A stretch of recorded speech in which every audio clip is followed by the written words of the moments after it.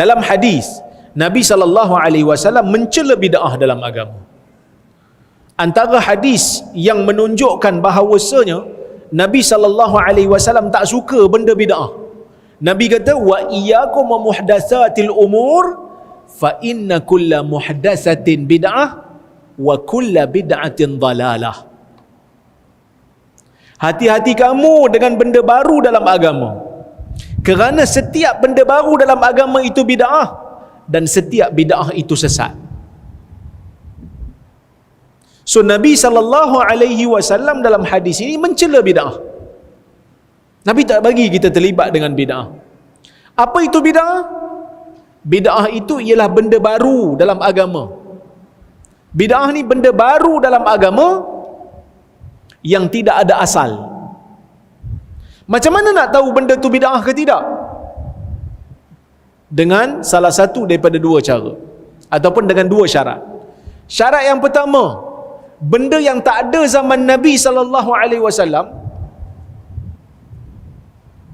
benda yang tak ada di zaman Nabi SAW, kerana tidak ada keperluan untuk Nabi buat. Tapi bila ada keperluan di zaman kita, maka benda tu kita buat, dia tak jadi bid'ah. Sebab Nabi tak buat sebab tak ada keperluan.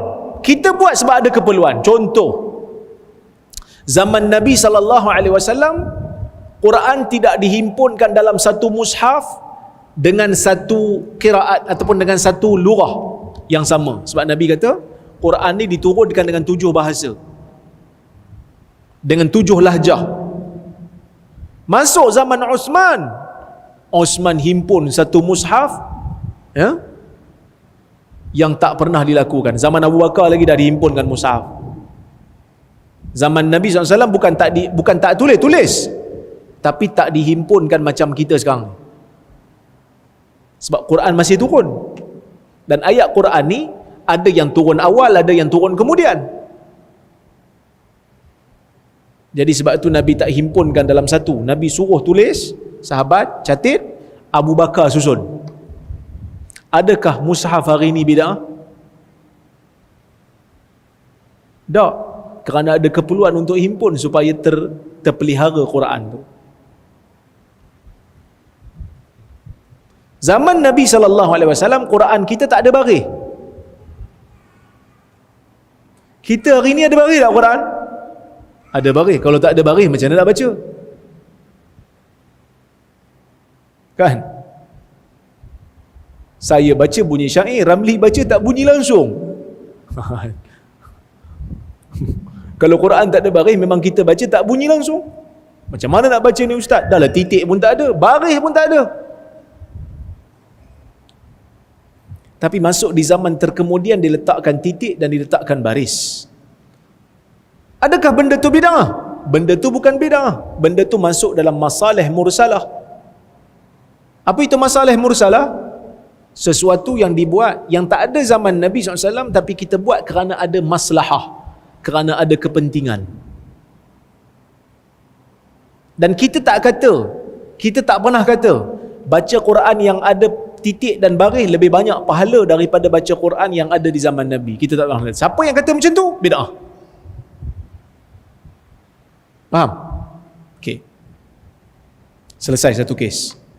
Satu lagi, sesuatu yang Nabi SAW tak buat di zaman dia. Sesuatu yang Nabi tak buat di zaman dia,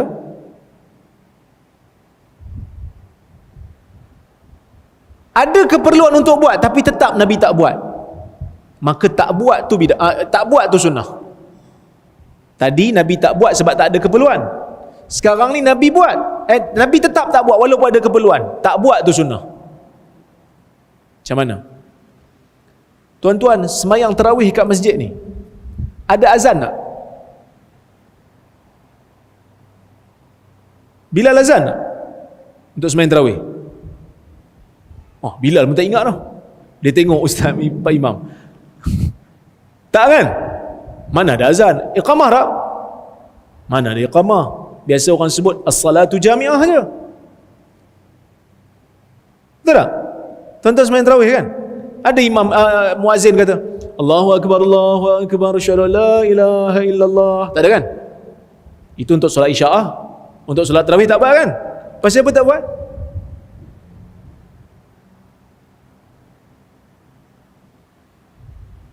Sebab Nabi tak buat. Ada tak keperluan untuk Nabi buat?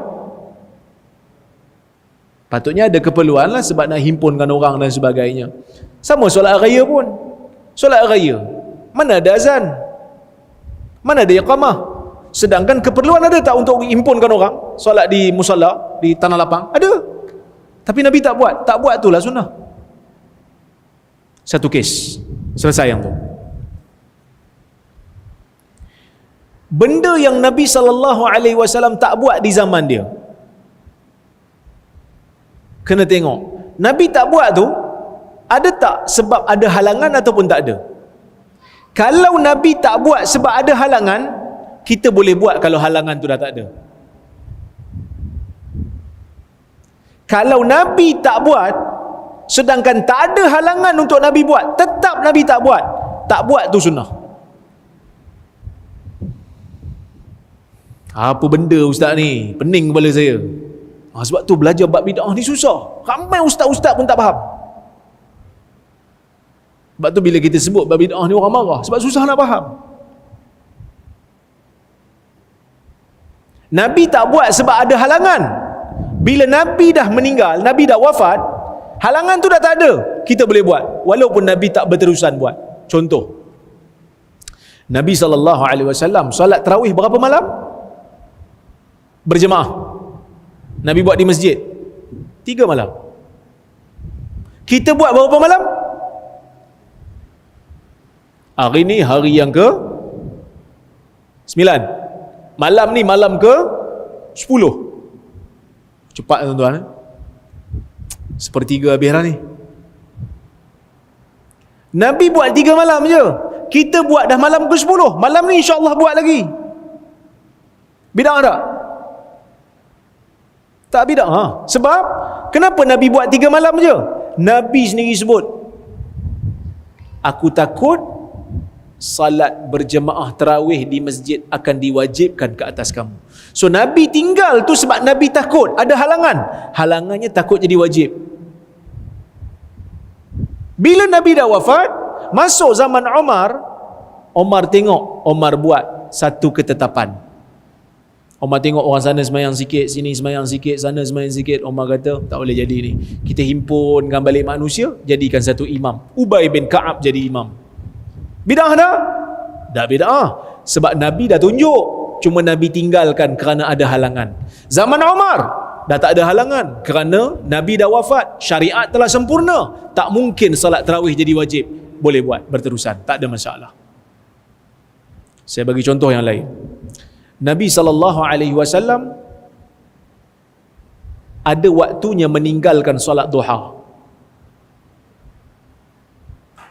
Ada waktu Nabi tinggalkan solat duha, Nabi tak solat. Tuan-tuan, hari ni ada di kalangan sahabat kita yang solat duha tak tinggal langsung. Solat duha dia jaga sungguh. Bid'ah tak? Para ulama bincang, kenapa Nabi tinggalkan sekali-sekala solat duha? Nabi takut jadi wajib. Maka bila Nabi wafat, kebarangkalian jadi wajib tu dah tak ada, kita boleh solat duha walaupun hari-hari, tak ada masalah. Dan itu tidak dinamakan sebagai bid'ah. Okey. Boleh faham bab bid'ah? Boleh faham Okey. Kita tengok. Nabi SAW dalam hadis ni cela bid'ah. Nabi cela bid'ah, Nabi tak suka bid'ah. Okey. Jika dilihat daripada lafaz hadis ini, jelas Nabi SAW mencela bid'ah dalam agama dan mengatakan kesemua bid'ah adalah sesat. Okey. Ibn Rajab menjelaskan, faqauluhu sallallahu alaihi wasallam kullu bid'atin dalalah, semua bid'ah sesat. Min jawami'il kalim. Bila Nabi kata semua bid'ah sesat, Ibn Rajab kata ini termasuk dalam kunci perkataan. La yakhruju anhu syai', yang tidak keluar satu pun daripada perkataan ni. Ni kunci bagi kata-kata yang merangkumi semua. Okey? wa huwa aslun azim, ini merupakan satu asas yang agung, min usuliddin, daripada asas-asas agama. Wa huwa syabihun biqaulihi, perkataan ni sama dengan perkataan man ahdatsa fi amrina hadza ma laysa minhu fahuwa rad, sesiapa yang mereka perkara dalam agama kita yang tidak ada asalnya, maka ia tertolak. Fa kullu man ahdatsa syai'an, dan setiap orang yang mereka yasa sesuatu, cipta sesuatu, wa nasabahu ila din, dan dia menyandarkannya kepada agama, walam yakun lahu aslun minad din, dan tidak ada asal untuknya dalam agama, yurja'u ilaihi fahuwa dalal, yang tidak ada asal yang kita boleh kembalikan dia, maka dia termasuk dalam kesesatan. Wad-dinu bari'un minhu, dan agama berlepas diri daripadanya. Wa sawa'un fi dhalika fi masailil i'tiqad, wa sawa'un fi dhalika masailul i'tiqad awil a'mal awil aqwali zahira wal batinah, termasuk dalam semua bab. Akidah pun dia, perkataan pun dia, perbuatan pun dia. Tapi tiba-tiba ada dalam hadis Umar kata ni'matil bid'atu hadhih, alangkah baiknya bid'ah ini. Nabi cela, Nabi kata semua bid'ah sesat. Umar kumpulkan orang semayang, satu imam, Ubay bin Ka'ab jadi imam. Umar kata bid'ah ni bagus. Macam mana nak buat? Kan bercanggah tu. Dan kita kena tengok perkataan Umar. Oh, rupanya yang Umar puji ni bukan bid'ah pada istilah, bid'ah pada bahasa. Kerana bid'ah pada bahasa semua benda baru, ada asal ke tak ada asal, bid'ah. Tapi bid'ah pada istilah, benda baru yang tak ada asal, yang tu yang dicela.